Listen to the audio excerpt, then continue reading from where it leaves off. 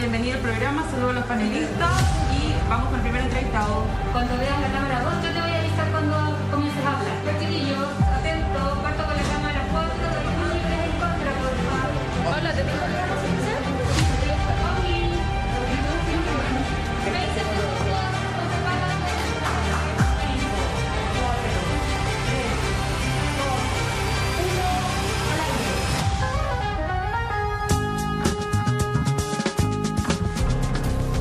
Estamos en la región de Coquimbo, a menos de 15 kilómetros de la comuna de Liguera, una comunidad que está dividida actualmente entre aquellos que buscan el desarrollo económico para ellos y sus familias y otros que consideran que nada de esto es posible sin la conservación y el cuidado del medio ambiente. Detrás de estas lomas podría estar ubicado el polémico proyecto minero y portuario llamado Dominga.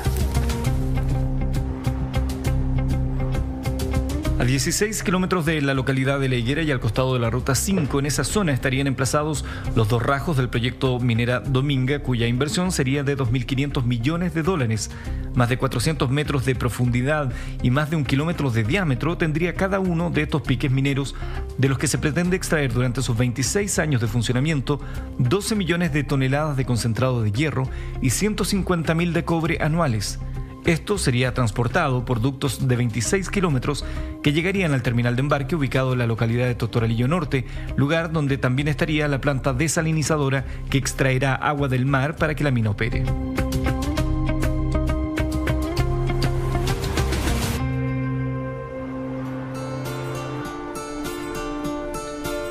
Todo esto en medio de una zona única en biodiversidad terrestre y marina. Mientras científicos alertan los riesgos que podría generar una intervención de estas características en esta zona. Señora Gina, usted ha dedicado su vida al estudio de la botánica. ¿Qué nos podría decir desde ese punto de vista de lo que tenemos en este lugar donde podría estar este proyecto minero? Dentro de las zonas áridas de la cuarta región, este es uno de los lugares más diversos en cuanto a vegetación en este corredor de la cordillera de la costa. ¿Qué especies podemos encontrar acá?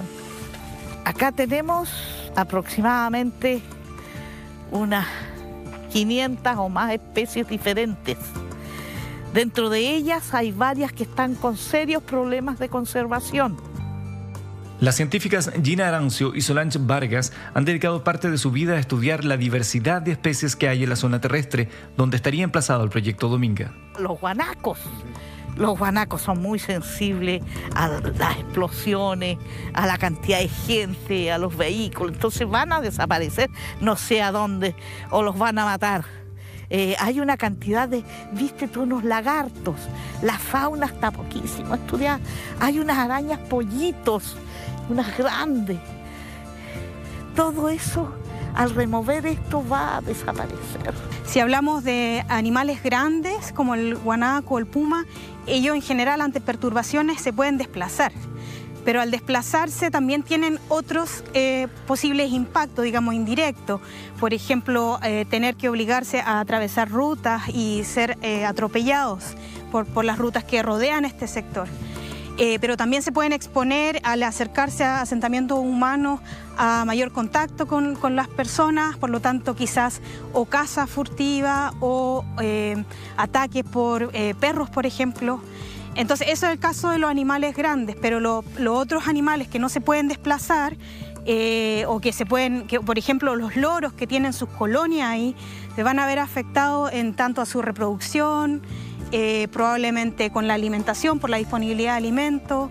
Entonces, claro, depende de qué especie, se pueden responder de diferentes maneras y en algunos casos los que no van a poder desplazarse van a verse afectados negativamente con quizás probablemente perdiendo algunas poblaciones. Y aquí viven tranquilos. Uno pasa al lado de ellos y no se mueven, ¿ya? Los zorros, igual, toda esa fauna que hay acá, va a ser muy, muy complicado para ellos. Vamos a tener una pérdida enorme. Aparte de que las explosiones van a remecer el alma de la reserva de Humboldt. Ahí tenemos los pingüinos que son altamente sensibles, los delfines, las ballenas.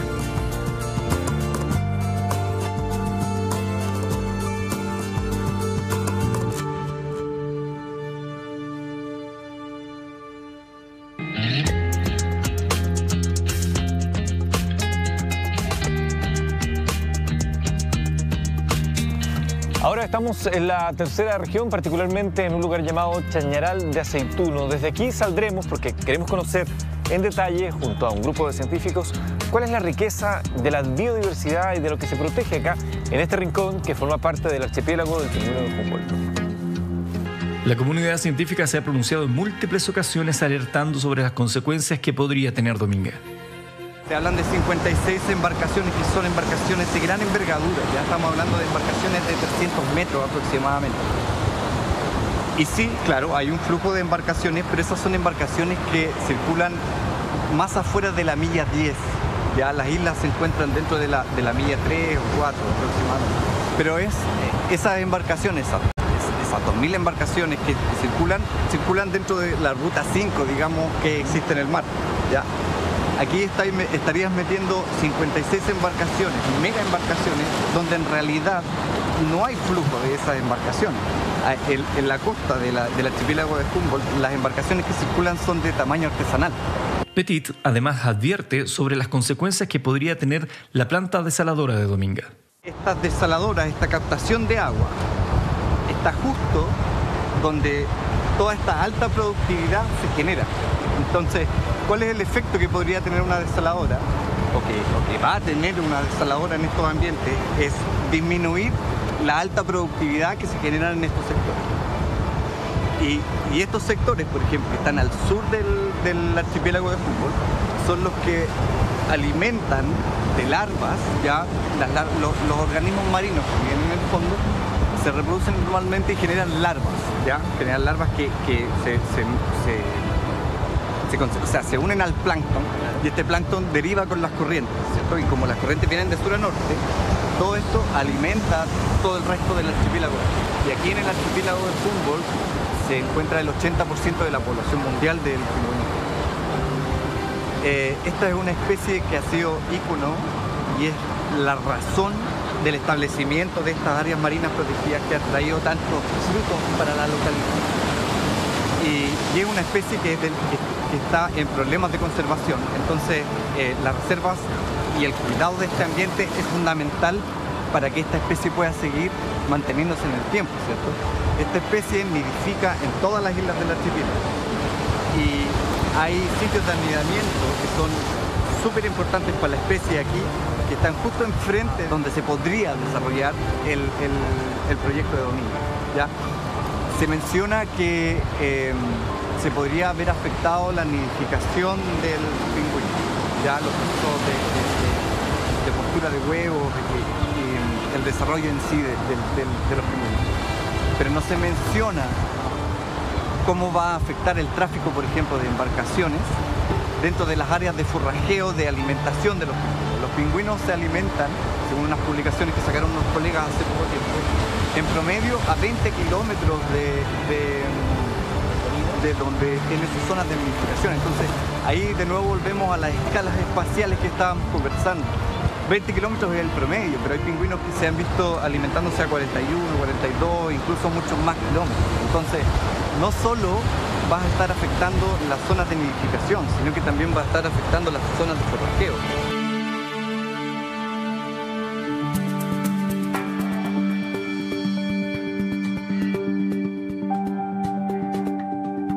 La historia del proyecto Dominga ha estado marcada por la encrucijada entre proteger el medio ambiente y fomentar el desarrollo en una región que tiene un 9,9% de cesantía.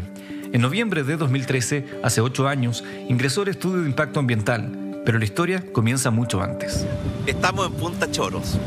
Al fondo se ve la isla Damas, la isla Choros, la isla Gaviota, hacia el norte la isla Chañaral. Es realmente un santuario de la naturaleza. Y yo siento que teníamos que protegerlo, porque es un lugar único, con una riqueza, una biodiversidad, una belleza que nos llega al alma. Y por eso me siento muy contento que como presidente tuve la oportunidad de salvar este parque marino, este santuario de la naturaleza. En 2010, el presidente Sebastián Piñera le puso freno a la central termoeléctrica Barrancones, que había sido flanco de críticas y movilizaciones en todo Chile.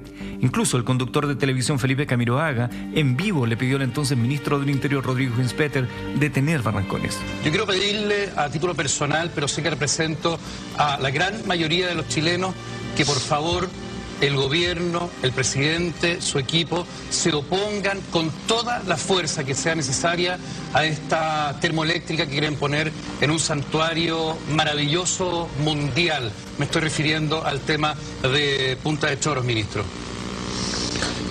Sé que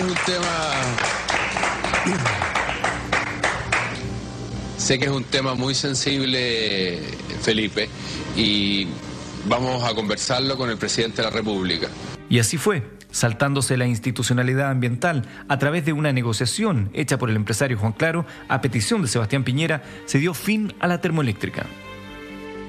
De acuerdo a una investigación de Radio Bio Bio, en ese entonces la familia del presidente era accionista y socio mayoritario del fondo de inversión que controlaba Andes Iron, la sociedad matriz del proyecto Dominga.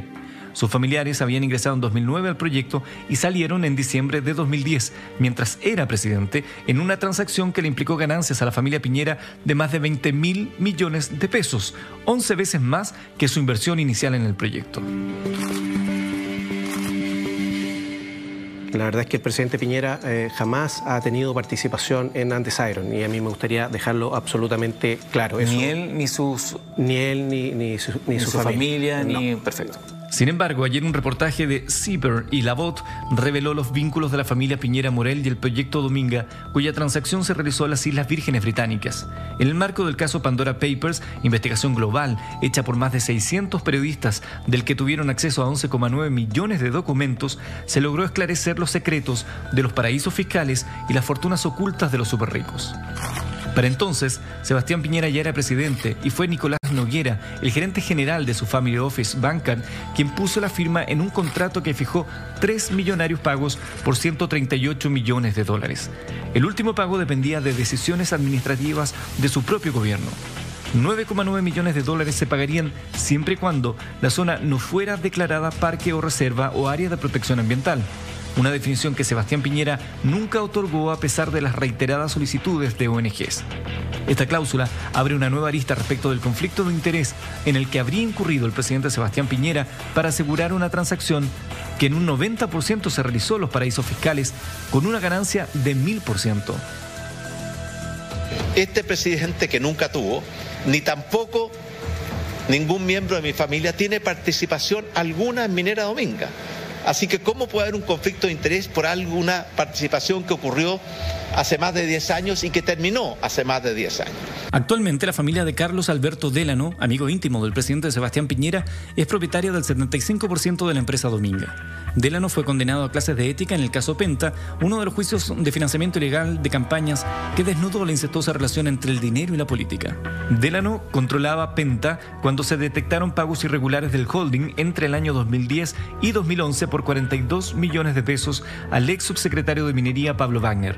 La Fiscalía interpretó estos hechos como un posible soborno para favorecer la tramitación del hasta hoy controversial proyecto minero. Era tan estrecha la relación que el 8 de julio de 2010, en ese entonces el vicepresidente de Andes Iron, Pedro Ducci, yerno del Choclo Delano, escribía al subsecretario Pablo Wagner. Estimado subsecretario, espero que te esté yendo muy bien en la pega nueva. Como te comenté, estamos involucrados en un mineral de hierro. El yacimiento podría ser uno de los más grandes encontrados en los últimos 10 años en Chile. Estimado Pedro, qué bueno lo del proyecto del mineral de hierro. Feliz de juntarnos mañana y en lo que les pueda ayudar. Acá estamos para servirlos. Un abrazo, Pablo Wagner. Estimado Pablo, hemos seguido adelante con el proyecto de Hierro Dominga. La Seremi de Minería de la Cuarta Región nos ha apoyado bastante. Nos pidió si podíamos coordinar una reunión contigo para mostrarte los avances del proyecto. Juntémonos los 3 el viernes, después con el resto.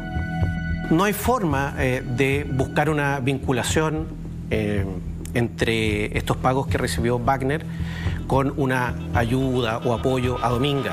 Finalmente, la Fiscalía absolvió por el delito de cohecho a Wagner, pero lo declaró culpable de delitos tributarios y enriquecimiento ilícito. Sin embargo, la encrucijada entre medio ambiente y desarrollo económico no solo involucró a Sebastián Piñera y a los funcionarios de su gobierno. En 2017, tras el rechazo del proyecto Dominga en el Comité de Ministros del segundo gobierno de Michelle Bachelet, el jefe de Hacienda, Rodrigo Valdés, y el ministro de Economía, Luis Felipe Céspedes, renunciaron al gabinete.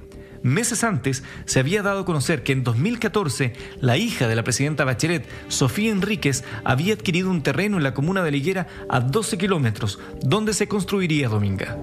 Dejen a mi hija tranquila porque ella no tiene nada que ver con esto.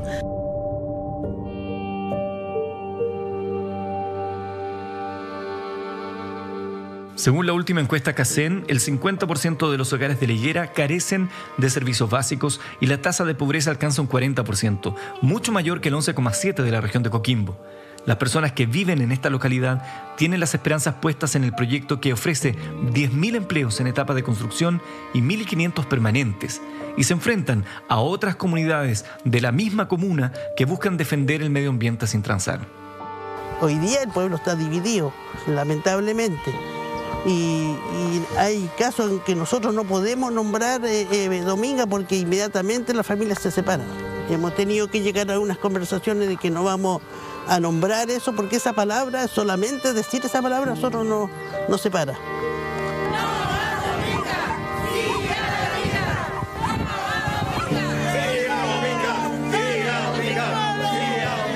Cerca de 35.000 desempleados en la región, que no deja de ser, y detrás de ellos la familia.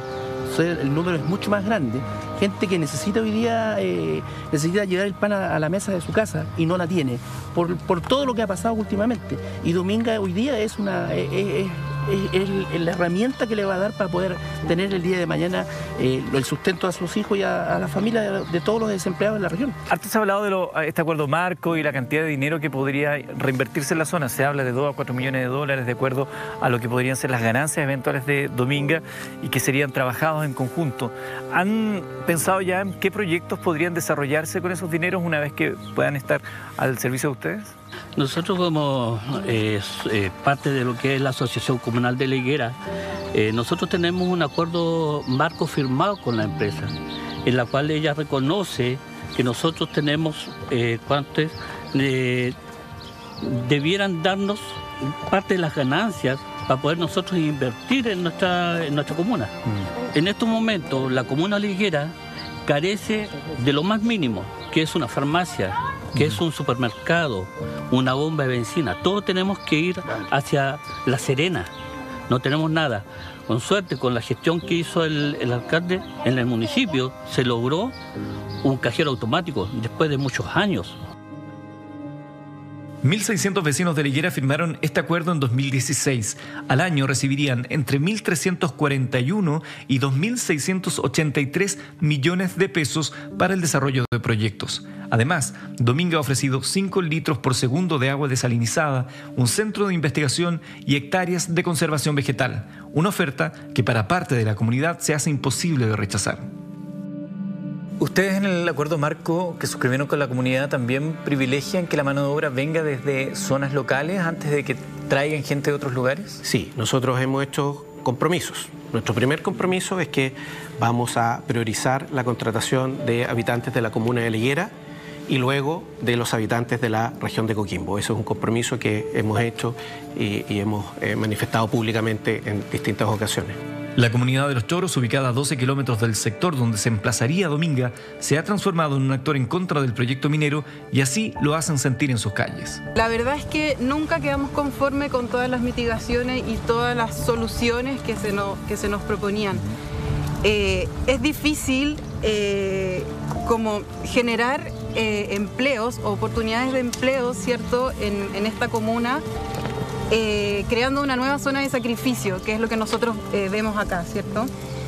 Entonces, porque existen otras actividades en esta comuna que son la pesca artesanal, acá la agricultura, ¿cierto?, de los olivos, con la producción de aceite de oliva y aceituna, ¿cierto? Está el turismo también, muy importante en esta zona, ¿cierto?, con el avistamiento de la Reserva Nacional, con el alojamiento, la carta gastronómica que ofrece, ¿cierto?, desde Caleta de Horno hasta Chañaral de Aceituno. Entonces, es inviable que este proyecto se haga acá, ¿cierto?, existiendo otras vías y otras actividades sustentables y sostenibles en el tiempo. Acá se desarrollan la pesca, el buceo, el turismo, y teniendo todos esos rubros de trabajo, no tenés para qué moverte.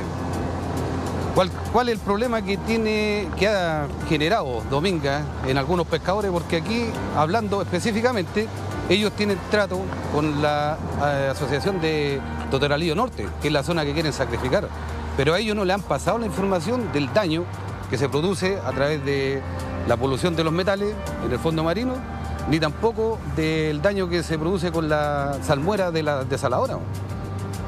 Entonces nosotros vamos a ser afectados en el corto plazo, porque devolver una salmuera de concentración con químicos va a matar todo lo que es el proceso larval de microalga que se beneficia a esta zona de Chile por la agua de surgencia de la corriente Humboldt. Conocí este lugar hace algunos años y era bastante más pequeño de lo que es ahora. Se nota que ha habido surgen casas, se instala más, se arma más como pueblo. Somos 62 pescadores que tenemos área de manejo. Administramos 1.300 hectáreas de manejo en este lugar y damos mucho empleo a la comuna. Tenemos uno de los bancos de macha más grandes de la región y producimos alrededor de una cantidad de 300, 400 toneladas de alga al año y así paulatinamente cada gremio tiene sus cuotas y hemos sabido llevar en el tiempo trabajando con los servicios como Cernapesca, la Subsecretaría de Pesca. La productividad que tiene la higuera no la tiene en ningún otro lugar, por eso también el rechazo a lo que se quiere instalar, lo que es Minera Dominga en nuestros sitios de pesca y de trabajo, más que nada ese gran rechazo que tenemos nosotros, ya que producimos el 60% de los locos de la región, producimos el 30% de la pesquería para el país, entonces no es poco lo que producimos en alimentación. En agosto, el gobierno decretó emergencia agrícola en la región de Coquimbo, producto de la crisis hídrica. En Los Choros, Teresa Reyes, dirigente vecinal y del sistema de agua potable rural, nos cuenta de la preocupación que advierte en torno a la ubicación del rajo sur del proyecto. Nosotros vemos una amenaza, pero total con respecto al acuífero, porque resulta que este proyecto pretende hacer un rajo, iría en el acuífero que abastece, es un reservorio natural, ¿ya?, de la cuenca Los Choros, y ellos, esa agua les molesta. Entonces ellos, para sacar el mineral que está bajo el acuífero, ellos pretenden extraer esa agua, ponerla, dicen, en 9 pozos y luego reinyectarla a la cuenca. No se ha hecho nunca. Y todos los profesionales, digamos, que hidrogeólogos, dicen que eso es imposible que lo hagan sin terminar con el agua de ese acuífero y terminar con el agua para la población, el 90% de la población de la comuna. No solo vamos a utilizar agua desalinizada para la operación minera, sino que también vamos a proporcionar agua a las comunidades. Hoy día la red de APRs en esa comuna es absolutamente deficitaria, tiene problemas graves. Fíjese usted que hay veces que en esa comuna hay localidades que están 2, 3, 4 días sin agua. ¿Cuánta gente se abastece de agua gracias a esos acuíferos? Más de 3.000 personas. La comuna de La Higuera tiene 4.000 habitantes y más de 3.000 habitantes se abastecen de ese acuífero. ¿Y hay alternativa para los habitantes? ¿Hay otro acuífero del cual pudieran sacar agua? No. Ese es el acuífero de Los Choros, que alimenta, que no tiene ningún problema de abastecimiento en este momento. La historia de Dominga ha estado marcada por un largo proceso de tramitación en el área administrativa y judicial. El 11 de agosto, tras una solicitud de Andes Iron para que se pusiera en tabla el proyecto, la Comisión de Evaluación Ambiental de Coquimbo decidió, por 11 votos a favor y 1 en contra, aprobar Dominga. Yo apruebo el estudio de impacto ambiental Dominga. Este Ceremi aprueba el proyecto. La cartera de Economía aprueba con condiciones. Esta cartera se manifiesta conforme, aprobando el estudio de impacto ambiental del proyecto Dominga con las condiciones consideradas por el SEA. El único voto en contra fue el de Pablo Herman, delegado presidencial. En menos de 100 kilómetros, tener 4 puertos es algo que no se ha evaluado en este proyecto. En ese sentido, mi decisión es rechazar el proyecto Dominga. El presidente Sebastián Piñera le pidió la renuncia a Herman el 26 de septiembre. La votación de la Comisión de Evaluación Ambiental se llevó a cabo a pesar de que aún hay recursos judiciales pendientes contra Dominga en la Corte Suprema que podrían invalidar esta votación en caso de ser aprobado. Otra autoridad que ha manifestado su posición es la gobernadora regional Cris Naranjo. Estamos viendo todos los términos legales de las figuras que están hoy día en la Corte Suprema. Esperamos tener respuesta pronto, pero también nosotros estamos evaluando con los pescadores y con activistas, digamos, que de este movimiento, algún respaldo legal nacional o internacional. O sea, aquí nosotros no estamos convencidos de que no es apropiado. Tras aprobarse en la Comisión de Evaluación el proyecto minero, el 14 de septiembre se notificó la publicación de la resolución de calificación ambiental de Dominga en el Diario Oficial. Y el 28 de octubre vence el plazo para la presentación de reclamaciones ante el Comité de Ministros. 2 rajos abiertos, un puerto y una planta desaladora forman parte del proyecto que hoy más que nunca está en el foco del debate público tras la revelación de los negocios de la familia del presidente Piñera con la de su amigo personal Carlos Alberto Délano en los paraísos fiscales. Mientras tanto, en la zona, durante más de 8 años, se ha mantenido un conflicto irreconciliable entre comunidades que apoyan y otras que rechazan el proyecto Dominga. Esta pugna amenazante que contrasta la protección del medio ambiente y el desarrollo económico sigue estando en el centro del poder y en los últimos gobiernos han sido varias las víctimas. ¿Será la institucionalidad ambiental la que determine el futuro de Dominga? ¿O será un nuevo llamado telefónico desde La Moneda el que ponga fin a un proyecto que podría cambiar la vida de miles de chilenos y chilenas? La respuesta aún está pendiente. La biodiversidad del archipiélago de Humboldt y sus comunidades aledañas desamparadas por el Estado añoran, exigen una pronta solución.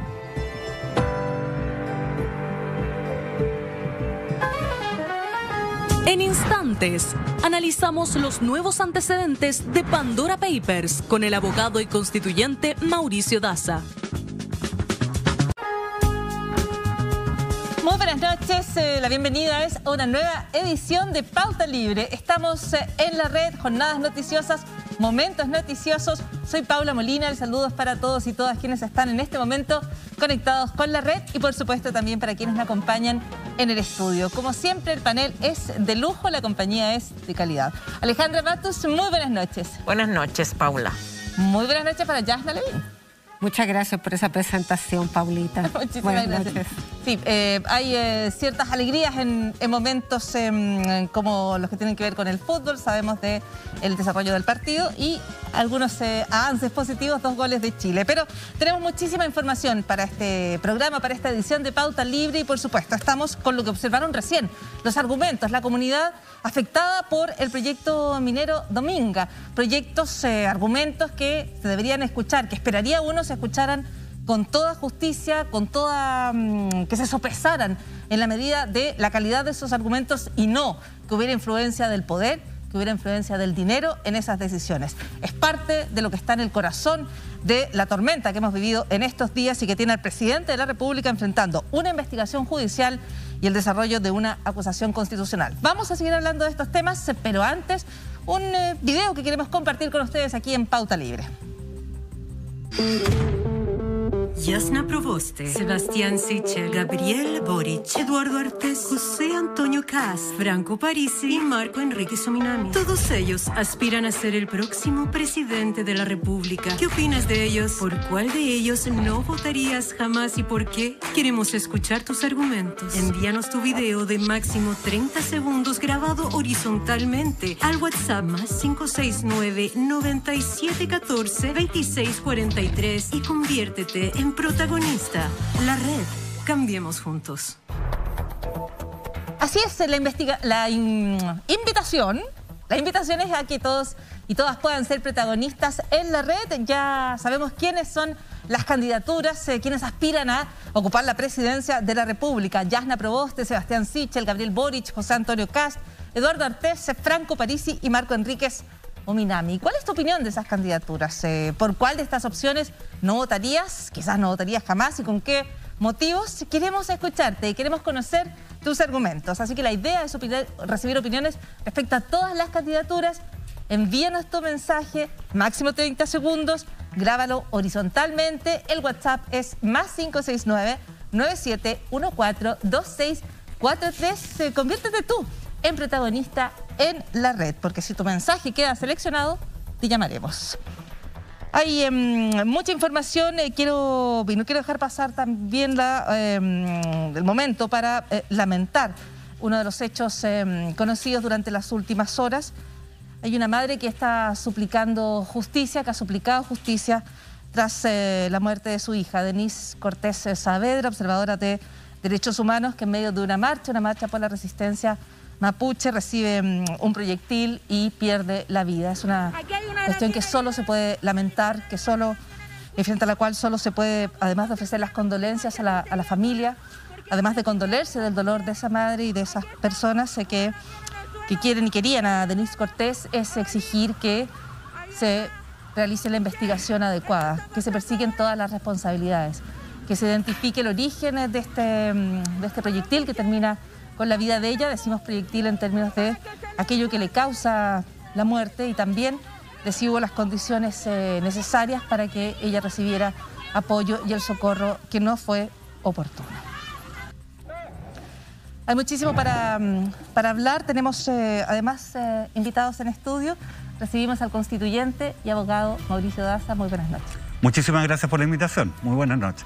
Buenas noches, Mauricio. Quizás queremos hablar de varios temas, Mauricio, pero quizás partir brevemente con una mención a lo ocurrido en la marcha y al fallecimiento de Denise Cortés, que trabajaba como observadora de derechos humanos. Y me gustaría consultar tu opinión también como constituyente, que es un órgano que surge, entre otras cosas, para poder procesar políticamente las demandas de cambio, las demandas de dignidad, que también se expresaron y con muchísima fuerza en las calles. ¿Cómo observas lo que pasó esta tarde? ¿Cómo observas la muerte de Denise Cortés? Bueno, obviamente es un drama para su familia, para sus seres cercanos. Hay muchos abogados que han realizado labores de observación precisamente para resguardar lo que es el cumplimiento de estándares de derechos humanos, que muchas veces la verdad que no se cumplen, y es muy importante dejar registro de esto, y eso es algo que se ha embarcado una cantidad importante de personas, no solamente abogados, observadores de todos ámbitos. Y obviamente cuando ocurren estos hechos son especialmente lamentables. Ahora, dentro del ámbito de la Constitución, una de las reformas que yo creo que son de las más trascendentes, pero que no han recibido mucha atención, tiene que ver precisamente con la reforma necesaria al sistema de administración de justicia.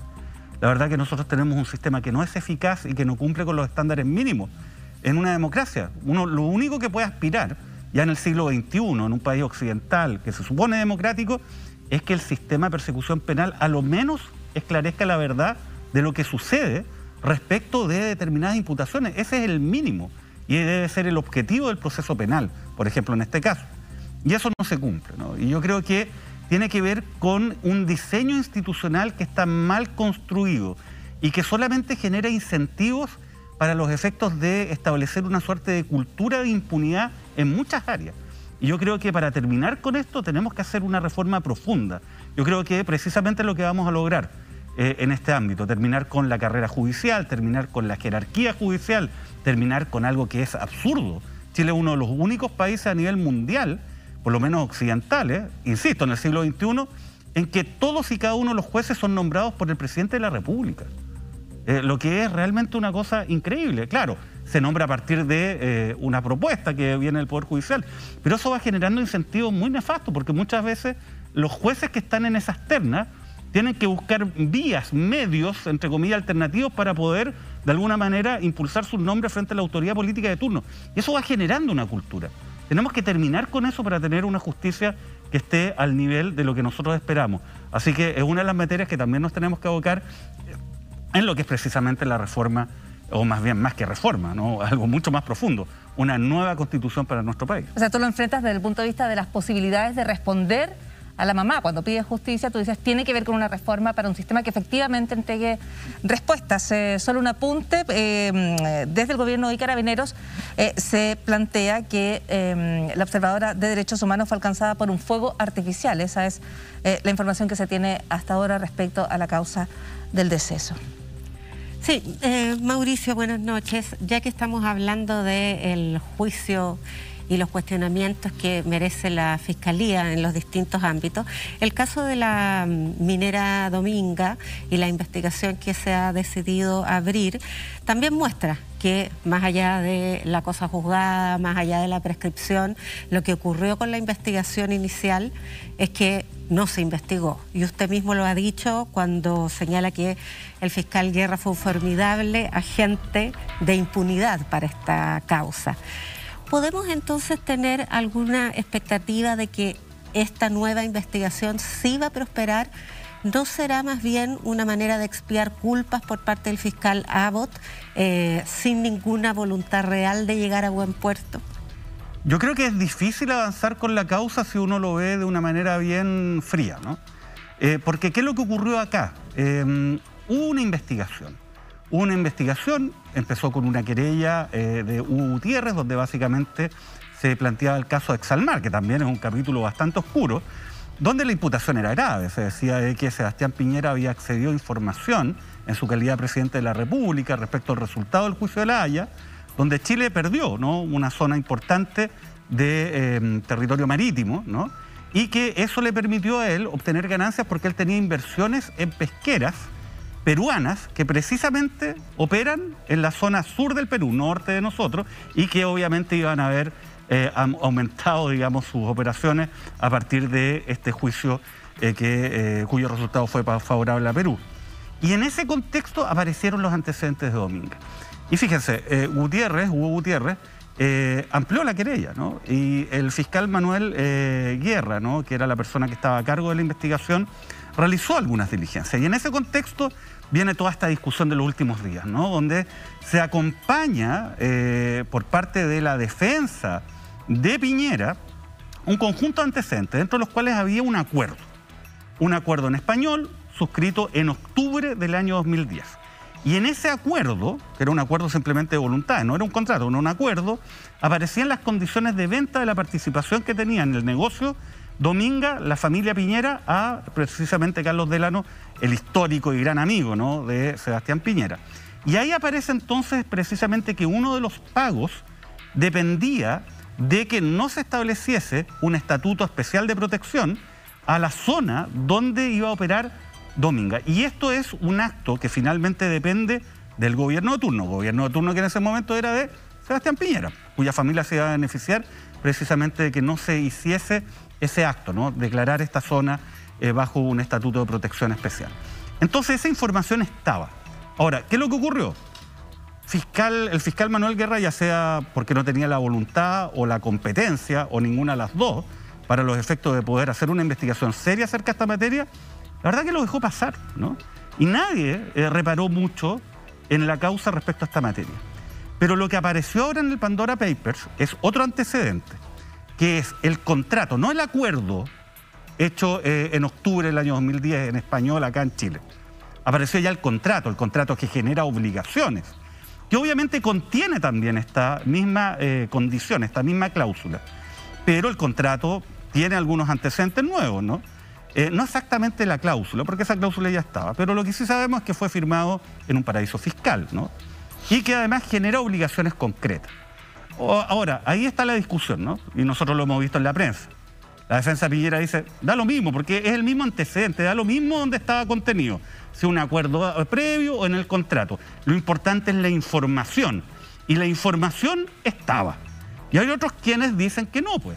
El contrato era importante porque eso es lo que genera las obligaciones. Por eso le pregunto si parece ser que tampoco hay grandes sorpresas en el paper de Pandora. Ya esta eventual cohecho se había configurado en la medida que había un compromiso de evitar que se declarara reserva natural esta zona. 3 comas más, traducción en inglés o en español, no parecen hacer la diferencia.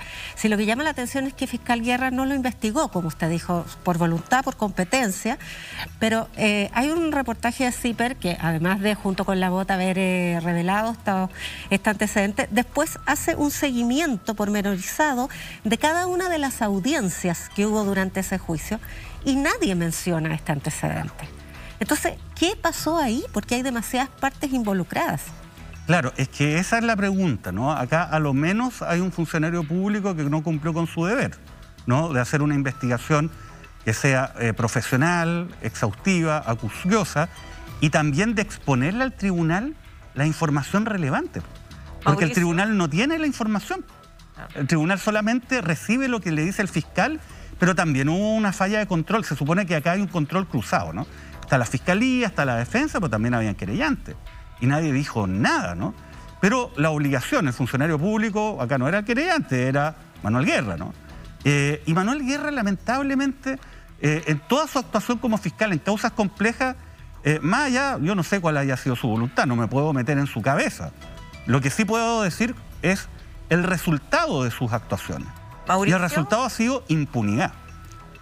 Mauricio, pero de acuerdo con la legislación chilena, si hay una queja contra un fiscal, un juez, lo que corresponde a un juicio a esa persona por prevaricación, por abandono de deberes, y eso no se hizo. Entonces, yo creo que Piñera tiene un punto, esa investigación se hizo, él fue absuelto. Pero a mí me llama la atención que la discusión se centre si el documento estaba en inglés o estaba en español, si dice lo mismo o no dice lo mismo. El punto central, y más allá, incluso judicial, político, es que se firmó en un paraíso fiscal. O sea, tenemos un presidente que hace negocios en un paraíso fiscal y según sus propias palabras en un programa, los paraísos fiscales existen para evadir impuestos, para ocultar fortunas. ¿Por qué no se pone el acento en eso? ¿Por qué se pone el acento si es el mismo contenido, si no el mismo contenido?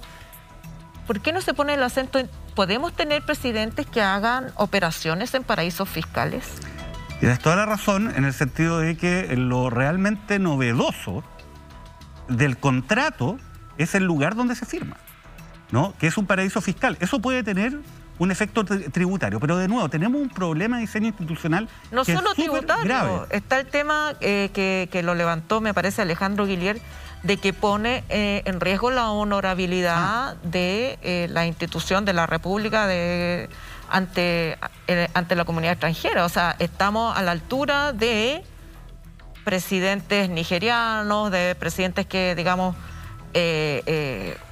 poco democráticos, que Putin también está en la lista, ¿no? Que sacan, gracias a las dificultades de control de esas sociedades, fortunas completas fuera de sus países. Claro, mira, tomo un poco lo que está diciendo Alejandra para hacer un análisis un poquito más global, que tiene que ver con lo siguiente. Acá se le está colocando mucha ficha a la causa criminal. La verdad que yo no lo hago. ¿Quiénes están detrás de la causa criminal? ¿Jorge Abbott? Jorge Abbott, la persona que ha desmantelado todos los casos vinculados al financiamiento ilegal de la política. Marta Herrera, que ha estado en la unidad anticorrupción viendo en la primera línea cómo todas estas causas se van también desmantelando y cerrando una a una. Son lo mismo. Entonces, claro, sale el fuego artificial y después queda en clase de ética. Sí, pero mira, cuando se coloca tanta atención en la causa criminal, entonces es un buen argumento para desviar la atención de aquello que sí podría prosperar, que es la acusación constitucional, que es la imputación política. Claro. Porque la imputación criminal no solamente tiene por sí misma, ¿no?, un parámetro muy alto, ¿no?, que es parte de las garantías y derechos de todos los ciudadanos vinculados precisamente con lo que es la acción del Estado en materia penal. Muy lento, además. Es muy alto, el estándar es muy alto en materia penal. Sin embargo, uno, en una democracia, tiene que tener un estándar distinto respecto de la evaluación de los funcionarios públicos que el que no cometan delitos, ¿no? O sea, eso, claro, el parámetro mínimo, claro, es otro, ¿no?, que respeten el principio de probidad. Entonces, a mí me da la impresión de que se está cargando mucho el tema penal, porque ese tema penal yo creo que es difícil que prospere. No solamente por las dificultades de la cosa juzgada, que podríamos discutirlo, el sobreseimiento, sino también en la práctica.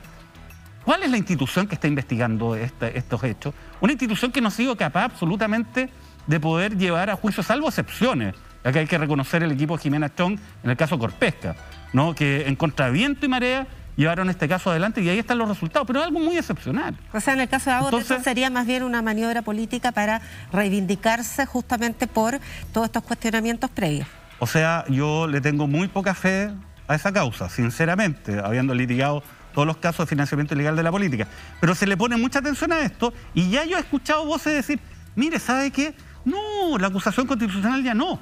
Si esto está en tribunales, esto está en la fiscalía.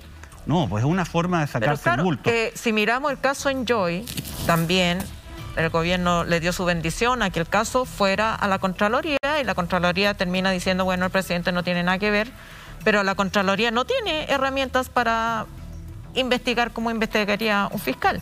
El fiscal Abo ha sido nombrado por el sistema político y, digamos, no hace mucho nos enteramos de todas las comidas y todas las reuniones que tuvo para ser nombrado. Entonces, no hay una institución en Chile con el músculo suficiente para investigar al presidente de la República, digámoslo.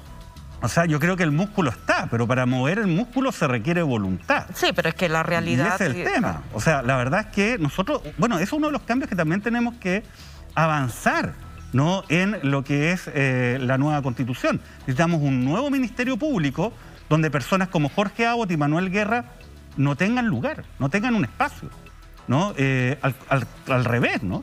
Necesitamos un Ministerio Público que realice su labor de una forma verdaderamente autónoma. Y desde esa perspectiva necesitamos también contar con un sistema de designaciones de cargos y funciones que no dependa de la amistad con el fiscal regional de turno o con la autoridad de turno, ¿no? Que haya un análisis de mérito que lamentablemente al interior de la Fiscalía no está. Hoy día, la verdad que hay un consejo de fiscales regionales, que son los que manejan, junto con el fiscal nacional, el Ministerio Público, que es una camarilla que se van rotando. Es una cosa realmente increíble. Las sillitas calientes. Las sillitas musicales. Entonces, la verdad que esas cosas las tenemos que empezar a cambiar de verdad. Ahora, respecto del tema de Piñera, insisto, no porque exista una causa criminal, acá no se debe perseguir la responsabilidad política, porque como tú bien lo dices, la responsabilidad política se puede concretar, por ejemplo, por faltas graves a la probidad. ¿Qué duda cabe que Sebastián Piñera ha colocado el interés personal suyo y de su familia en términos económicos por sobre el interés general del país? No cabe duda, yo creo que para gran parte de la ciudadanía. Bueno, ahí hay una causal para acusación constitucional. Colocar, ¿no?, en riesgo, más que en riesgo, ¿no?, afectar gravemente el honor del país. Bueno, con sus conductas obviamente lo ha hecho. Entonces, yo creo que también tenemos que centrarnos ahí y no darle una excusa a aquellos que de alguna manera están buscando algún argumento para no cumplir con su responsabilidad en el Congreso Nacional y en la acusación constitucional en contra Piñera. Mauricio, solo una pausa. Quiero poner palabras que espero que no sean de inocencia, sino que más bien de esperanza y quizás optimismo en términos de que se ha decretado prisión preventiva para dos ex generales directores de Carabineros por los delitos financieros, económicos. Quiero decir, la justicia en Chile, uno no podría decir que no se mueve nunca o jamás, y existe señales que tú lo mismo has dicho, el trabajo de la fiscal Chong. Claro. O sea, hay avance, no es un sistema que funciona en alguna medida, ¿no? No es un sistema que, digamos, no tiene ninguna vía de andar. Pero fíjate quién llevaba la causa. Si nosotros también. Yo era abogado querellante en Corpesca. Obtuvimos condenas en contra del grupo Angelina, en contra de Corpesca, persona jurídica, en contra de Jaime Orpiz y Martí Sassi. Pero era porque había un equipo de personas comprometidas que estaban absolutamente con la convicción de llevar adelante estos casos. El problema no es imposible conseguir justicia, yo creo. A ver. Y si contamos con equipos y fiscales que se comprometan y que a lo mejor están escuchando un llamado que a mí me da la impresión es de toda la ciudadanía, ¿no? De investigar, no solo investigar en términos de investigar como archivar, ¿no? Como meter en un cajón para que entonces no tengamos que hacernos cargo de todos los aspectos. Investigar con las esperanzas de que se haga justicia. Lo que pasa es que yo pienso que si perdemos del todo esa esperanza, entonces lo perdemos demasiado, me opinión. Pero Paula, ojo, una cosa es investigar a directores generales de Carabineros, a senadores, otra cosa es investigar a Julio Ponce Lerú o a Sebastián Piñera. Ellos son los intocables en Chile. Estamos hablando de las personas que realmente mandan en Chile y no mandan exactamente por los cargos que tienen, sino por las redes de poder económico. A partir de esa red han construido redes de poder político y de otra naturaleza. Ellos son los intocables. Lo que nosotros necesitamos es un país sin intocables. ¿Y la esperanza dónde está? La esperanza está en el proceso constituyente. Yo tengo esa plena convicción. Y también en, miles de funcionarios públicos, servicio de impuestos internos. El presidente de la Asociación de Funcionarios salió a decir, nosotros no nos vamos a prestar para que acá haya una operación de impunidad respecto a eso voy. Yo creo que se requieren las reformas al sistema que están en manos de la Convención Constituyente, pero también creo que hay funcionarios públicos que hacen su trabajo y fiscales que yo espero sepan tomar en sí las demandas urgentes, por ejemplo, de aclarar y llegar a la verdad respecto a cómo actuó el presidente respecto a Domingo. Pero mi pregunta quiero hacer otra pregunta respecto al momento constituyente. Solamente respecto de la aplicación de justicia, porque Mauricio dice hay 2 intocables. Son hartos más. A lo menos, ¿no? Yo que me quedé corto con la lista. No, sí entiendo la metáfora, pero hay un segmento socioeconómico intocable y hay una desigualdad brutal en la administración de justicia. Sí. Entonces, efectivamente, hay veces que funciona, pero para los pobres, para las personas que pueden haberse pirateado un CD, bueno, eso ya no se hace, pero a mi edad todavía tengo ese recuerdo, y después mueren en el incendio de una cárcel porque estaban presos. O sea, la desigualdad es muy brutal en términos de aplicación de justicia. Claro, no es solamente un problema de las normas, yo creo que tenemos precisamente, insisto, ¿no?, una institucionalidad que coloca los incentivos de muy mala manera. Y eso genera y ha generado una cultura institucional de impunidad respecto a los delitos graves, sobre todo de corrupción, cometidos por altos empresarios y altas autoridades. Entonces, yo creo que eso lo tenemos que empezar a cambiar precisamente modificando esta institucionalidad, y el proceso constituyente es una gran cosa. Y ojo, yo creo que sinceramente gran parte de la ciudadanía y gran parte de los funcionarios públicos son personas decentes, ¿no? Eso uno no lo puede decir respecto a una determinada élite. El problema es que esa élite es la que finalmente es la que manda y gobierna nuestro país. Paula, ¿me permites una pequeña pregunta? Hay en la acusación constitucional también se argumenta que no se puede porque estos actos fueron en la administración anterior. Pero hay un acto en este gobierno que es haber llamado extraordinariamente a volver a votar el proyecto de Dominga, que había sido rechazado en el gobierno anterior. ¿Por qué no se pone el acento en esa actuación presidencial que es de este mandato? La verdad que lo desconozco, habría que preguntarle a quienes estaban escribiendo esta acusación constitucional. Y te agrego otra cosa, acá se dice no, nosotros no podemos perseguir a Piñera respecto de la acusación constitucional porque todos estos hechos ocurrieron en su primera administración.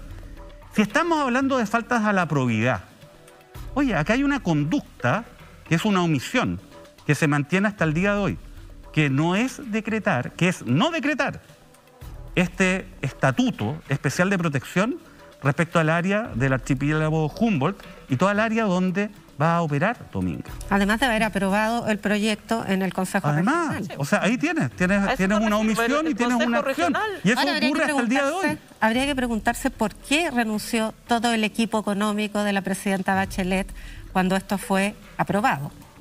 Rechazado. O sea, rechazado. Cuando el proyecto se rechazó, renunció todo el equipo económico. Entonces, ¿cuál era el punto de principios tan profundo como para descabezar un equipo económico completo? Bueno, es que lo que pasa es que estos intereses son transversales y eso lo hemos visto permanentemente, ¿no? Y acá no hay que confundirse, ¿no? Esto no tiene un color político. Y bueno, por eso mismo hay que enfrentarlo con más decisión.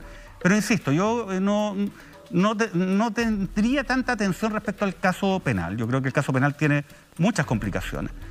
Pondría el énfasis en la responsabilidad política, ¿no?, que es, a mi juicio, clara. Es que ahí nos hablan de la última ratio. Porque es tan majadera la última ratio como la estabilidad política, que son los dos grandes argumentos para disuadir en contra de las acusaciones constitucionales. Pero la acusación constitucional va avanzando y a mí me gustaría hacer un pequeño apunte. El presidente de alguna manera está pidiendo que todo el país crea que él no tuvo idea respecto a un negocio millonario donde estaba participando un amigo que él mismo ha descrito tantas veces como desde su infancia y sus cercanos, ¿no? Y si bien, eventualmente, en el caso de que él no haya sabido, las personas que firmaron, sabiendo que estaba el patrimonio de Piñera involucrado, sí sabían y sí incluyeron una cláusula que a esta altura resulta infame y acompañará al presidente de la República, Sebastián Piñera, por mucho firmada por Nicolás Nogueira, con quien él se reúne, entiendo, por lo menos una vez a la semana. La última pregunta que quería plantearte, Mauricio, es ¿cómo crees tú que influye, afecta de alguna manera al desarrollo del trabajo constituyente un presidente bajo acusación constitucional con los efectos que representa? Bueno, yo creo que en términos concretos no debiese afectarnos demasiado, pero sí creo que esto ilustra la necesidad de hacer reformas profundas al sistema político. Yo creo que quizás Sebastián Piñera está colocándole la tumba a la presidencia de la República tal y como la conocemos hoy día. ¿Al sistema presidencial? Exacto. Yo creo que hay voces que se han levantado de manera muy fuerte para señalar que quizás sería bueno avanzar a un sistema parlamentario, ¿no? Separar, ¿no?, la jefatura de Estado de la jefatura del gobierno. En un sistema parlamentario Piñera no sería presidente hace rato, ¿no? Eso es evidente. Y creo que es un régimen que permite dar mayor estabilidad a partir de también un mayor dinamismo.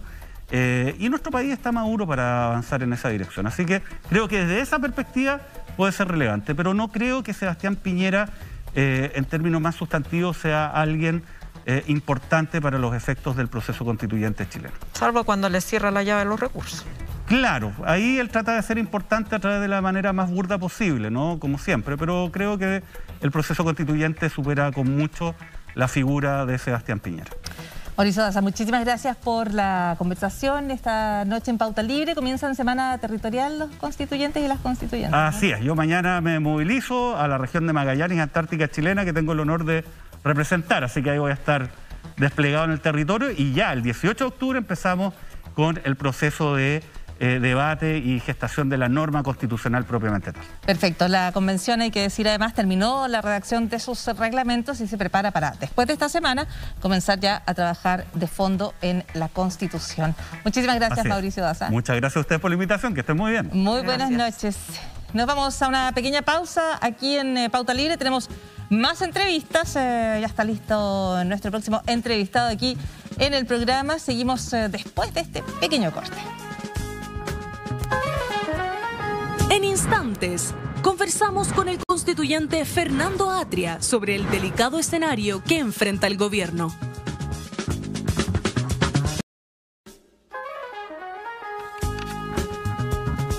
Continuamos en Pauta Libre. Muchísimas gracias por su sintonía. Me acompañan Yasna Levin, Alejandra Matus y nuestra siguiente entrevista es con el constituyente Fernando Atria, quien también está con nosotros aquí en el estudio. Muy buenas noches, Fernando.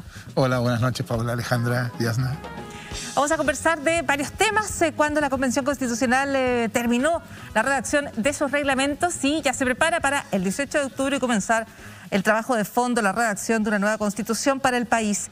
Pero antes tenemos el contacto vía remota con la constituyente Giovanna Grandón, quien está con nosotros para conversar aquí en el Pauta Libre. Muy buenas noches, constituyente. Hola, buenas noches. Gracias por la invitación.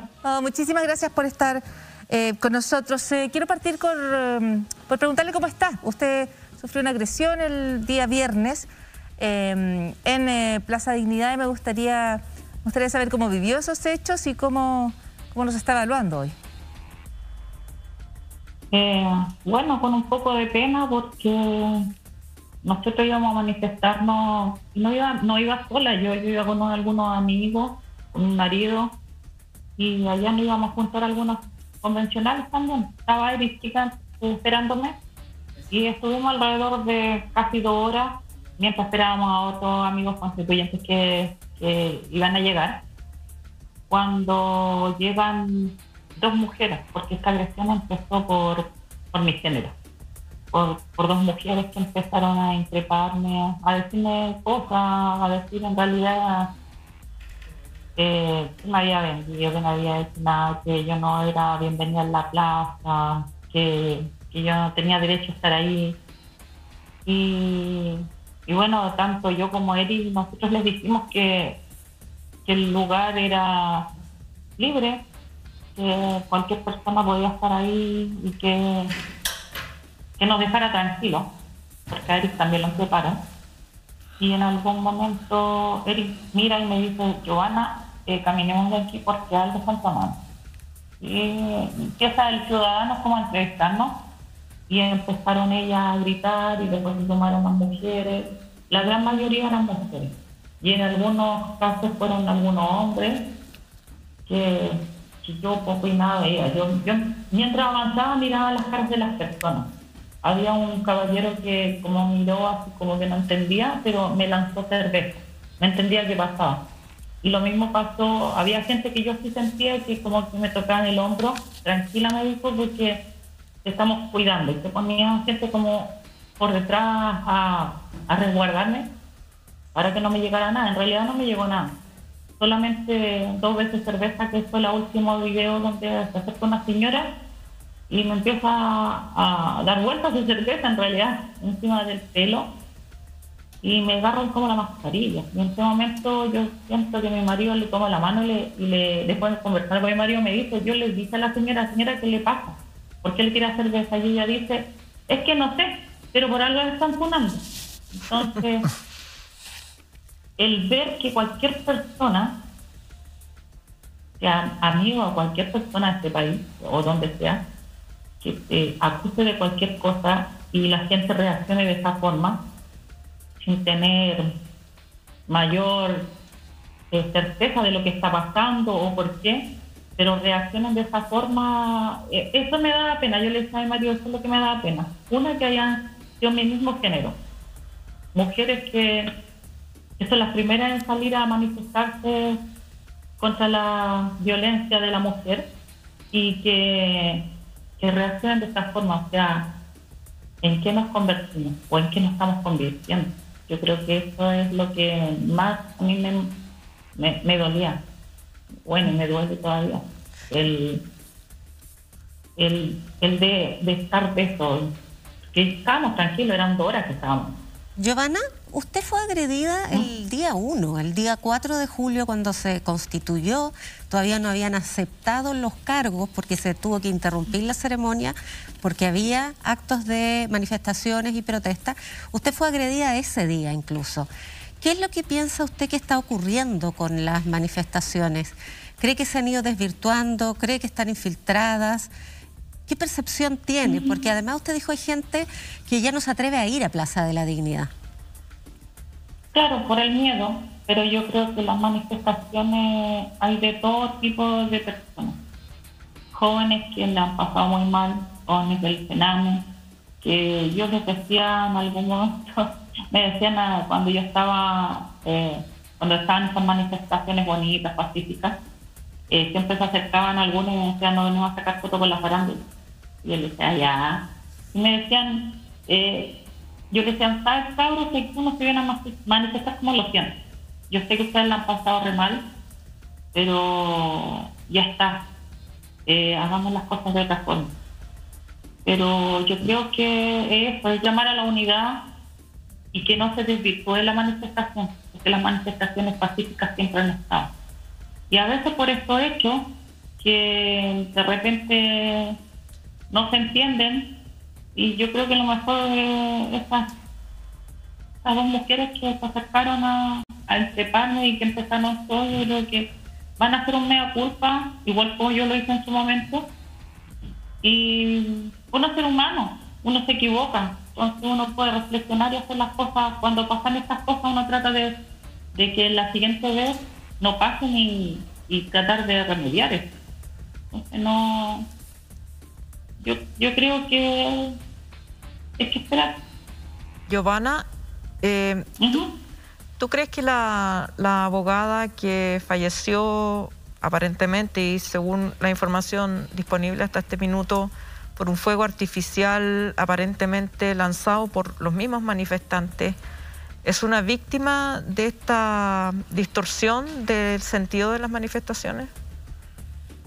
Es que yo no sé, yo he visto videos y es medio confuso, porque yo vi una declaración que dio la mamá de ella.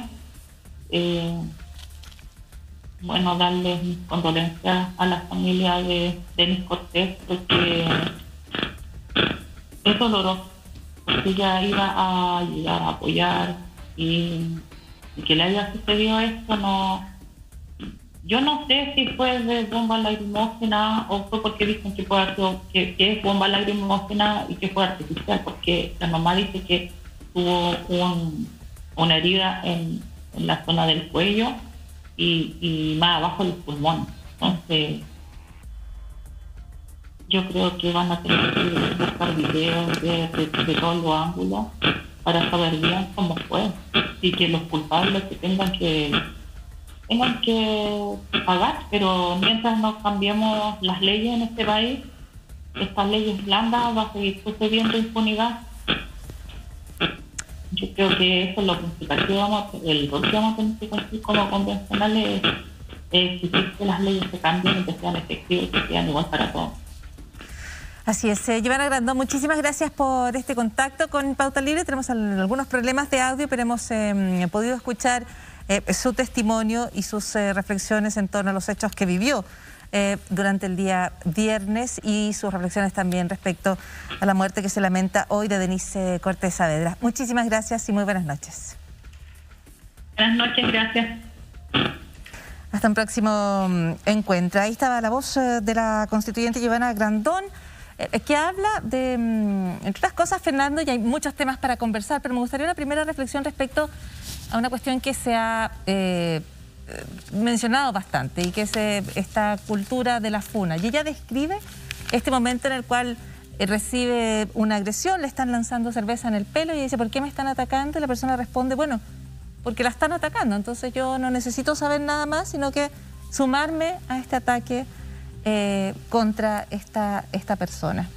¿Cuál es tu impresión, tu reflexión respecto a aquello? Bueno, yo, primero que nada, por cierto, yo se lo dije a ella personalmente, pero quiero manifestarle mi total solidaridad y simpatía a Giovanna. Creo que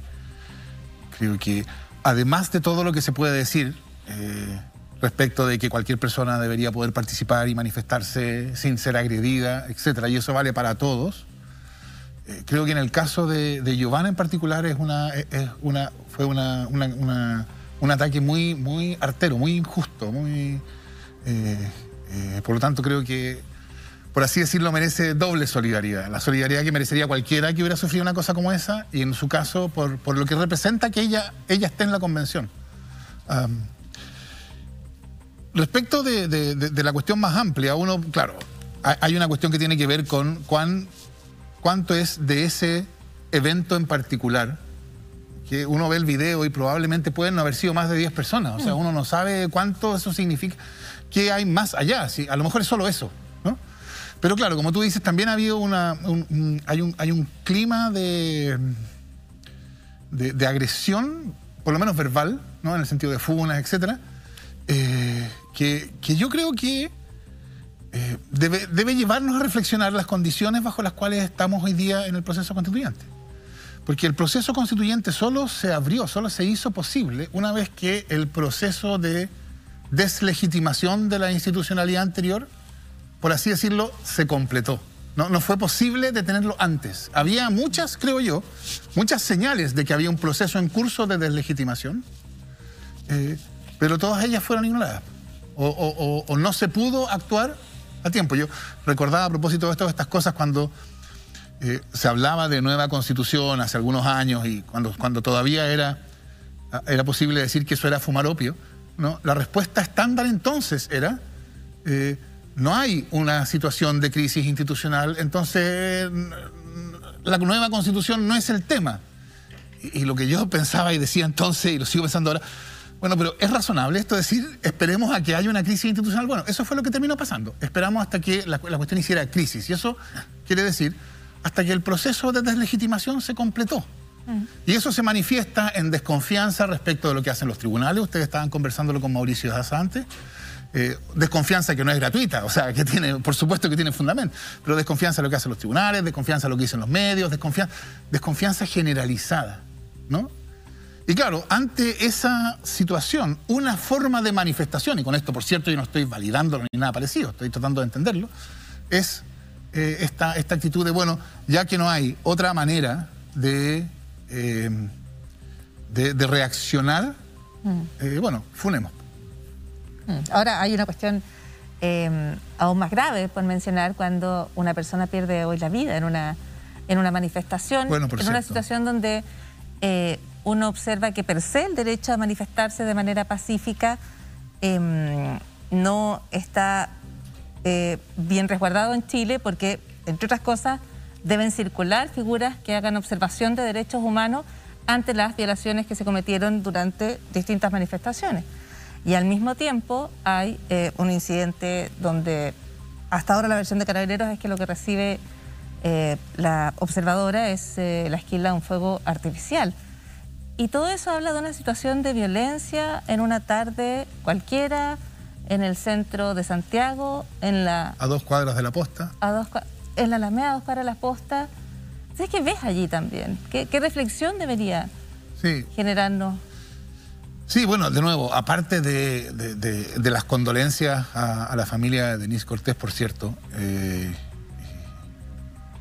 que también hay una cuestión de lo brutal del caso particular. Nadie debería temer ir a una manifestación. Es después de todo ejercicio del derecho básico ciudadano a reunirse, manifestarse, protestar, etc. Pero tiene alguna continuidad con lo que veníamos hablando, ¿no? Estas constantes manifestaciones también son manifestación de la situación en la cual estamos. Yo creo que en este caso, claro, hay incerteza. Yo he escuchado, no sé si ustedes tienen más información, pero yo he escuchado versiones contradictorias, así que no es mucho lo que se puede decir todavía, claro. A quién apuntar. Es prudente no adelantarse. Pero creo que quizá precisamente por esto, este puede ser un caso que se aproveche para tratarlo de una manera que, o sea, sería una buena cosa que pasara, digámoslo así, que fuera tratado de una manera en que fuera esclarecido del modo más transparente posible, ¿no? No son cuestiones estas que sean imposibles de hacer, hay protocolos, ¿no? Hay el alto comisionado de las Naciones Unidas tiene una cosa que se llama el protocolo Minnesota, creo que es, ¿no? Que es precisamente que fija condiciones en las cuales eventos como este pueden ser investigados para satisfacción de todos, cuando las formas institucionales, ¿no? Los procedimientos judiciales, que por supuesto que tienen que continuar también, no gozan de la mayor legitimidad. Entonces creo que sería una buena cosa, espero que sea posible, hacerlo de un modo que marque algo distinto de lo que venía pasando antes. Ahora, este gobierno no se ha caracterizado por su sensibilidad hacia ese problema, así que, pero claro, es lamentable. Fernando, respecto de la legitimidad y la confianza, que es una cosa muy frágil, sobre todo en este momento, vamos a sacar el elefante al tiro al centro de la mesa. El tema de la contratación de tu hija, que inicialmente tú la defendiste en el sentido de que ella tenía una trayectoria previa con RD y tú no puedes interponerte. Yo creo que ese sentimiento es común en muchos ámbitos, cada vez que uno se enfrenta a situaciones donde padre, hijos se dedican a lo mismo, pero desde la opinión pública cuesta mucho aceptarlo, como que dos personas de una misma familia estén trabajando en la misma institución y cae bajo la sospecha de, bueno, se está haciendo lo mismo que se hacía en los otros poderes. Yo sé que ella renunció, pero ¿cuál es tu evaluación desde ese pequeño equilibrio de confianza que hay en la Convención Constitucional? Sí. Gracias por hacer la pregunta, porque evidentemente es como... yo creo que ahí cometí un error, que fue no anticipar el efecto que o la manera en que esto iba a causar desconcierto en algunos casos, indignación en otros, molestia, etc. Y yo, por cierto, eso lo lamento. Y lo lamento porque, bueno, fue una cuestión que se suscitó con un conjunto de informaciones equivocadas que lo presentaron de una manera distinta. No es verdad que ella sea estudiante de sociología, ella es licenciada en sociología, no es verdad que su sueldo de $1 millón era considerablemente menos, no es verdad que hubiera sido part-time, era mucho más que full-time. No es verdad que yo haya tenido que ver nada en su designación. Esa fue una cuestión que tenía ella una historia de trabajo político y social anterior con la convencional Roa. Pero claro, todo eso yo lamento entonces que se haya hecho una causa o un asunto a propósito de información que no era correcta y que no haya habido la disposición a aclarar esa información. Pero claro, también lamento que como consecuencia del conocimiento de esto haya afectado en alguna medida la discusión sobre la convención, que haya desviado la atención en un momento en que la atención no necesitaba ser desviada ni justificada ser desviada tanto de que cosas que estaban pasando en Chile como cosas que estaba haciendo la convención. Y bueno, en ese sentido, por ese error de previsión, por cierto, yo pido disculpas porque tanto al público en general, digamos, en la medida que me corresponde, como Antonia, que también resultó afectada por esto. Creo que fue en ese sentido una equivocación. Si lo hubieras anticipado, ¿crees que hubiera ella tenido que hacer el sacrificio de decir, este no es un buen momento para asumir esta tarea, aunque sea mi vocación, lo que sea, hay un bien mayor que es cuidar la Convención Constitucional? Bueno, al decir que cometió un error, por cierto, que si lo hubiera anticipado como ahora sé que iba a ser visto, habría tenido una posición distinta. No fue una decisión mía, así que no era cosa de que yo dijera fuera, ¿no? No pero podrías haberle dicho... Pero por supuesto que podría haber tenido una opinión, que es la opinión que en su momento a mí me parecía injusto tener, pero claro, visto desde ahora, eso claramente fue un error. Gracias. Fernando, este es una pequeña expresión más de un cuestionamiento permanente a la convención que, a pesar de un trabajo formidable que culminó la semana que termina, ha sido foco de escrutinio y que tiene que ver con que es una institución. Ya sabemos que la crisis de confianza, la crisis de credibilidad, incluso la crisis de la representación, se manifiesta en cualquier foro que se institucionalice. Probablemente antes del 4 de julio Giovanna Grandón no habría sido agredida y ninguno de los efectos que esto ha tenido en la opinión pública se hubiera producido, pero el daño ya está hecho y la desconfianza, se conoció ayer una encuesta de Criteria, pero que más o menos confirma lo mismo de distintas encuestas. La desconfianza en la convención subió de 29 a 51% según esta encuesta, y en general hay una cierta tendencia. ¿Cómo se va a sortear eso? Porque hay un sector que claramente lo que quiere es que se rechace la propuesta de constitución en el plebiscito de salida.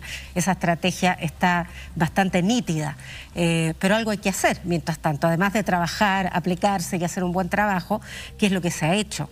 ¿Qué más se puede desplegar para evitar estos daños? A ver, yo creo que lo que tú dices, Yanna, es verdad.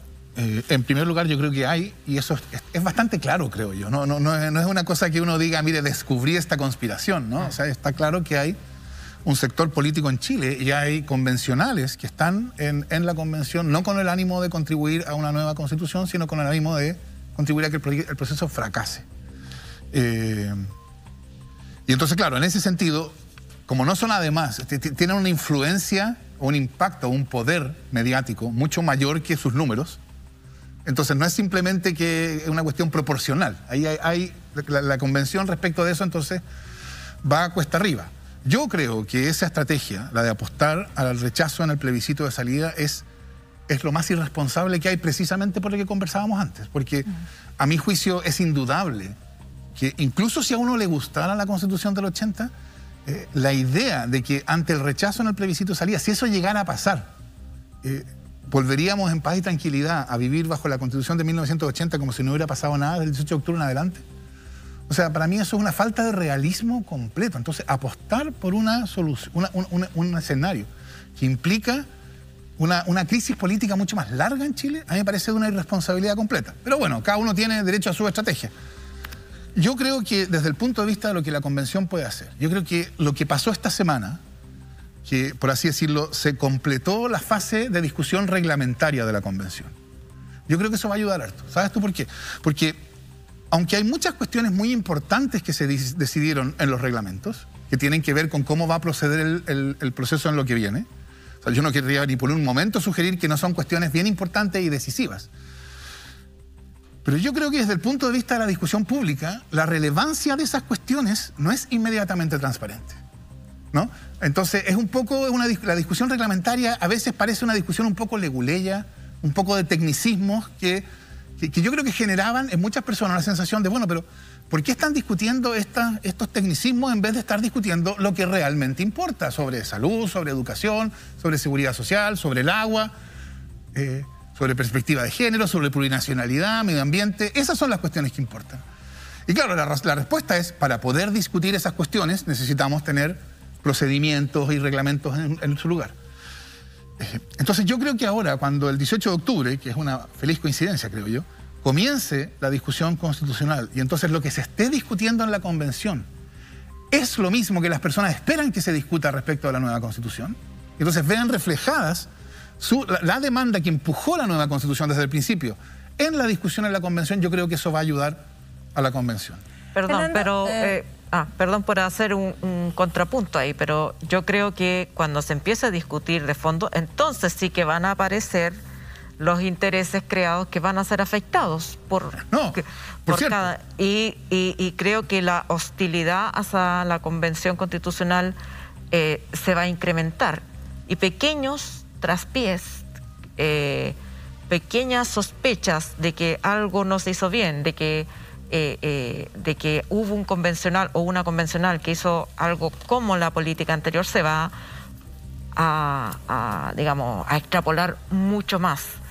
Y por eso me sumo a la pregunta de Yasna. Aparte de discutir y del compromiso que hay con esa discusión de fondo, no sé, ¿hay alguna estrategia colectiva para precaver esos traspiés? Bueno, el reglamento de ética que se aprobó es un reglamento más exigente que lo normal, digamos, ¿no? Y entonces se espera que los convencionales se adecúen a reglas más exigentes que lo normal. La convención también tiene, eso es parte de lo que se discutió, la necesidad de tener una política comunicacional que haga lo más transparente posible lo que está pasando en la convención. Eso es lo que la convención puede hacer. Ahora, los convencionales, los 155 convencionales, no son personas que se distingan por ser mucho más individualmente virtuosos que todas las personas que no son convencionales. Entonces, lo probable es que en un grupo de 155 personas, bueno, se vea de todo, ¿no? Pero claro, tú tienes razón. O sea, probablemente cada traspié va a ser explotado, sobre todo por la prensa hegemónica, y eso es parte del ambiente en el cual la convención tiene que funcionar, no cabe duda. Fernando, respecto a aquellos aspectos del reglamento que han estado quizás más bajo crítica, podemos hablar de la sanción al negacionismo, en una definición que se ha escrito como muy amplia, y podemos hablar también de la intención de llevar ante la Corte Suprema, que es una decisión que impulsa con mucha fuerza el convencional Larraín Mate, el plebiscito. Los plebiscitos, sí. Y de eso queremos preguntarte, pero vamos a tomar una pequeña pausa para seguir aquí en Pauta Libre.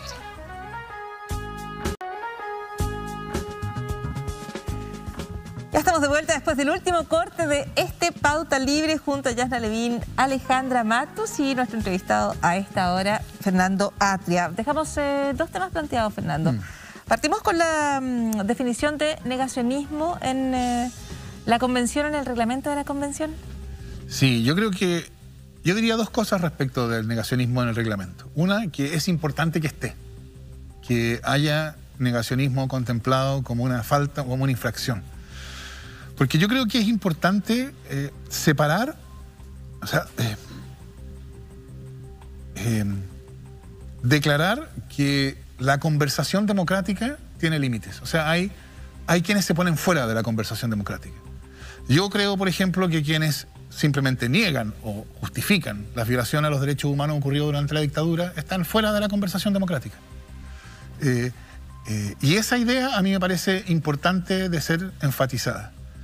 Por eso creo que es bueno que era importante la discusión sobre el negacionismo y que quedara en el reglamento. Ahora, lo que quedó en el reglamento, a mi juicio, es demasiado amplio en dos sentidos.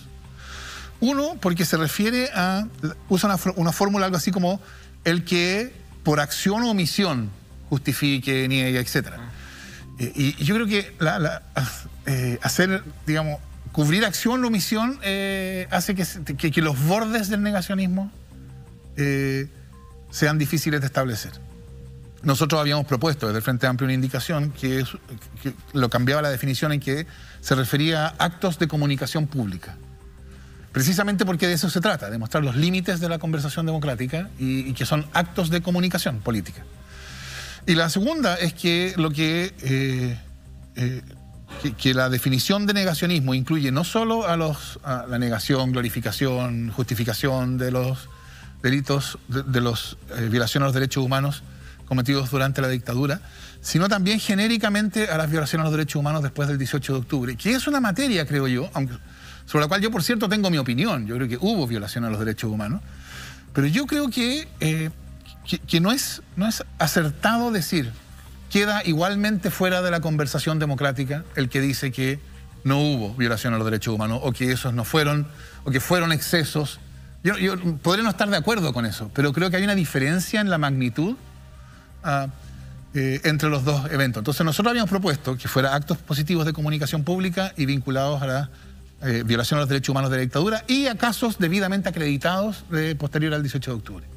Y lo que quedó fue una cosa mucho más amplia. Ahora, yo espero que cuando esto tenga que ser aplicado, se aplique con sentido común y que ese sentido común lleve a decir, bueno, evidentemente no cualquier omisión cuenta como negacionismo, porque uno no tiene que estar todo el tiempo condenando, ¿no? Y que haga distinciones entre opiniones que son aceptables respecto de lo que ocurrió después del 18 de octubre y opiniones que no son aceptables. Eso queda un trabajo mucho más intenso y mucho más delicado para la aplicación de la regla, que puede solucionar algunos de estos problemas. Pero claro, yo creo que es una definición un poco amplia. Le habías preguntado por los plebiscitos dirimentes, pero sí, pues, como no lo... No le vas a preguntar tú, pues aprovecho de preguntar. Los plebiscitos dirimentes,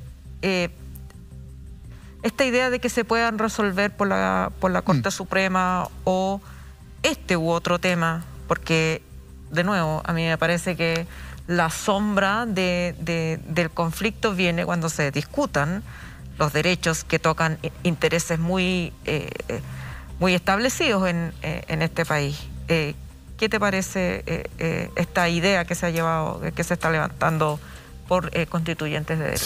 Sí, si me permite separar, una cosa sobre los plebiscitos y otra sobre el recurso ante la Corte, que no es, en rigor no es ante la Corte Suprema, es ante un tribunal especial compuesto por 5 ministros sorteados. 5 ministros de la Corte Suprema sorteados.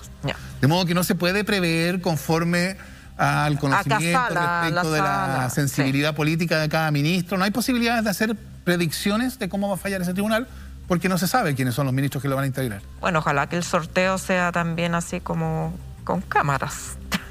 No, pero yo supongo que la Corte Suprema uno puede. A lo mejor será una deformación de abogado, pero si hay un sorteo en la Corte Suprema, yo asumiría que es un sorteo genuinamente aleatorio. Bueno, pero serían la Suprema o integrantes de la Suprema tomando una decisión respecto a algo que hizo la Convención. Sí, pero déjame decir una cuestión brevísima sobre los plebiscitos y después sobre este recurso. Lo que se aprobó en términos de plebiscitos fue el resultado, precisamente, como hablábamos de estas articulaciones más amplias que se están creando, fue el resultado de un acuerdo bien amplio dentro de la Convención, que básicamente excluía fundamentalmente a los convencionales de derecho. O sea, todo el resto puede no ser exacto en la votación, pero básicamente todo el resto llegó a un acuerdo. Se construyó una proposición que incluía una caracterización de qué cosas van a plebiscito, esto de que tienen que tener 3/5 y no alcanzar los 2/3, tiene que haber 2 votaciones, etc. Y el reconocimiento en el reglamento de que para la implementación de ese plebiscito son necesarias adecuaciones normativas que no corresponden a la Convención, o sea, reformas constitucionales y en su caso legales. Yo creo que ese fue un buen acuerdo en el sentido de que reconoce la importancia, pero también reconoce que es necesaria la concurrencia de otros poderes constituidos. Pero eso no va a pasar probablemente. ¿Qué pasa si lo rechaza el Congreso? Bueno, pues si no hay esas adecuaciones normativas conforme a lo propio, a lo que dispone el mismo reglamento que se aprobó, ese plebiscito no se puede realizar. Ahora, claro, será este Congreso, el próximo Congreso, en fin, eso ya, bueno, tiene que pasar, pero hay un reconocimiento aquí de que esta es una decisión que requiere la concurrencia de otras voluntades. Por eso mismo, yo diría que el argumento de inconstitucionalidad, a mi juicio, es completamente absurdo, yo creo que ininteligible. Es decir, aquí se está diciendo, para que haya plebiscitos tiene que haber una reforma constitucional. Están diciendo, el hecho de que para que haya plebiscitos tiene que haber una reforma constitucional e inconstitucional.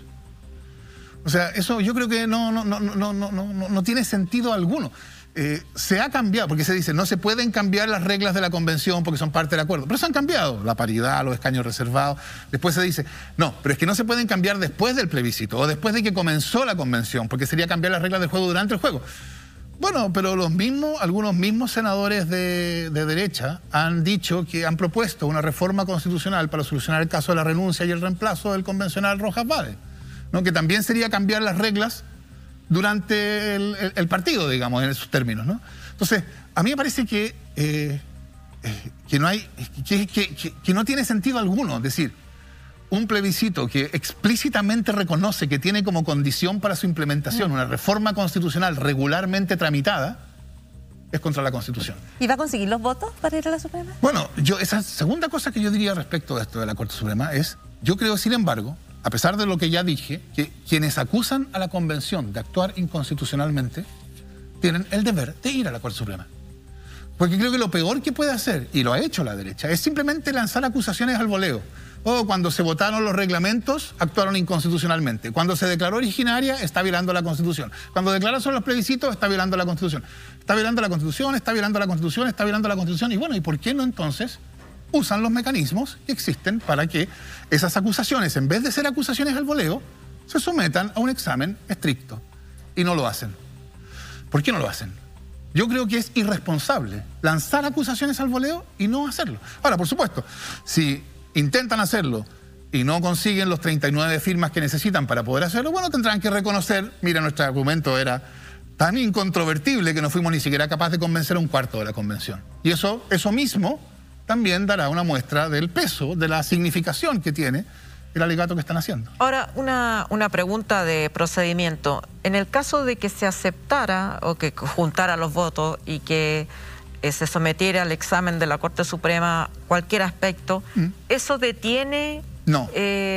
No. Allá. El único efecto de ese recurso está explícitamente previsto en la Constitución, y es que, o sea, lo único que la Corte Suprema o ese tribunal especial puede hacer es declarar la nulidad de un determinado acto. Ya. Por infringir reglas procedimentales. Esto también es otra cuestión importante.